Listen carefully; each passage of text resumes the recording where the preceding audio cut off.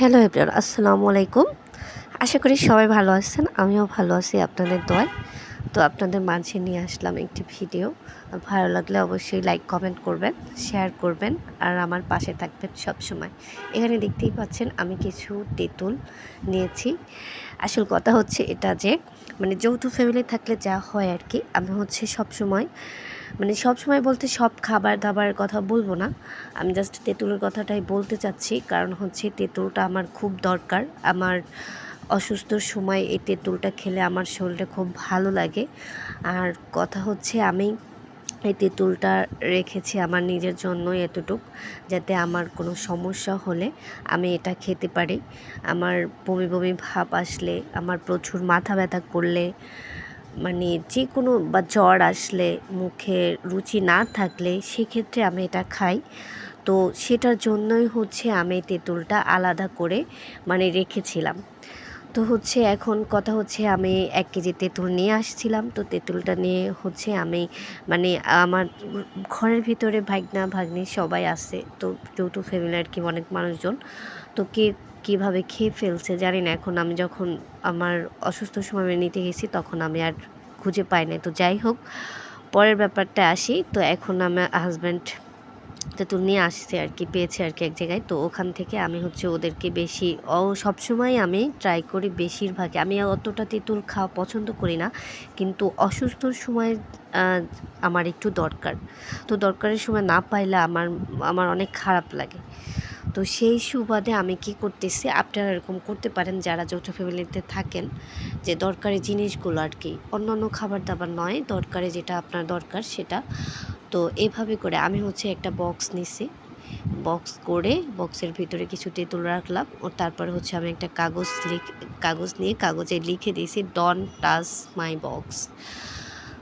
কারণ হচ্ছে এটা আমার জন্য, এটা আমার বক্স, এটা কেউ হাত দিবে না, আমি ছাড়া যার দরকার হবে সে চেয়ে নেবে। এটা লেখা দেখলে কেউ ধরবে না। ঘরের সবাই অনেক ভালো আছে, লেখা দেখলে কেউ ধরে না, এই দিক দিয়ে সবাই বি কেয়ারফুল। আর হচ্ছে আরেকটা কথা না বললেই নয়, আপনারা অনেকেই আছেন যে এভাবে থাকতেছেন নিজের মতো করে, কোনো কিছু খেতে পারেন না। তো সেই সুবাদে হয়তো অনেকের ঘরে অনেক মানুষ আবার অন্যরকম, তো সবার ক্ষেত্রে তো এক না। আর আমার ফ্যামিলি তো অন্য রকমের, সবাই আর কি ওরকমের না আর কি। যাই হোক, আমি হচ্ছে এটা রাখছি এই যে আমার নিজের জন্যই। তো দেখেন আমি কস্টিপ নিলাম, কস্টিপ নিয়ে কস্টিপটা দাঁত দিয়ে ছিঁড়ছে আর কি, হাত দিয়ে ছিঁড়তে পারতেছিলাম না। তারপর হচ্ছে ওই যে লেখাটার উপরে আমি ওটা মেরে দিচ্ছি। আর একটা কথা বলি, সব অডিয়েন্সদেরকে বলবো সব সময় সবার পাশে থাকবেন। আর বেশি বেশি লাইক কমেন্ট ভিডিও করবেন, শেয়ার করবেন। দেখবেন আপনি যদি অন্যের ভিডিও শেয়ার করেন, আপনার ভিডিও কিন্তু অন্যজনে শেয়ার করবে। আপনি যার লাইভে যতটুকু টাইম দিবেন, আপনার লাইভে কিন্তু সে ততটুকুই টাইম দেবে। আমি এটাই সবসময় বলবো যে বেশি বেশি মানুষকে সাপোর্ট করবেন, পাশে থাকবেন, আর ভিডিওর কোয়ালিটি সুন্দর করবেন, আর কথাগুলো একটু সুন্দর করে বলার চেষ্টা করবেন। অনেকে আছে কথা বলেন কিভাবে যেন, ঠিক আছে যদি আঞ্চলিক ভাষায় কথাটা বলেন, ওটা আঞ্চলিক ভাষায় বলে যাবেন। আর যারা শুদ্ধ ভাষায় কথা বলেন, যদিও আমারটা শুদ্ধ হয় না, তবে চেষ্টা করি একটু বলার জন্য। আর যারা এভাবে করে কথা বলেন, এভাবেই বলে যাবেন। এটার ভিতরে আবার আঞ্চলিক ঢুকিয়ে দেবেন না, তাহলে অডিয়েন্সদের বিরক্ত লাগে। যেমন আপনি একটা জিনিস দেখবেন, আপনার ভিডিওর কোয়ালিটি যদি ভালো হয়, আপনার নিজের কাছে যদি ভালো লাগে, তাহলে বুঝতে হবে যে ওই ভিডিওটা অন্যজনের কাছেও ভালো লাগবে। আর আপনার ভিডিওর কোয়ালিটি যদি আপনার কাছেই ভালো না লাগে, তাহলে অন্যজনে কিন্তু ওই ভিডিওটা দেখবে না।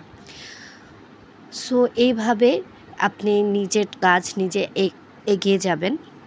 আর একটা কথা বলি, সবসময় মানুষকে হেয় করবেন না, আর ব্যাড কমেন্টস করবেন না।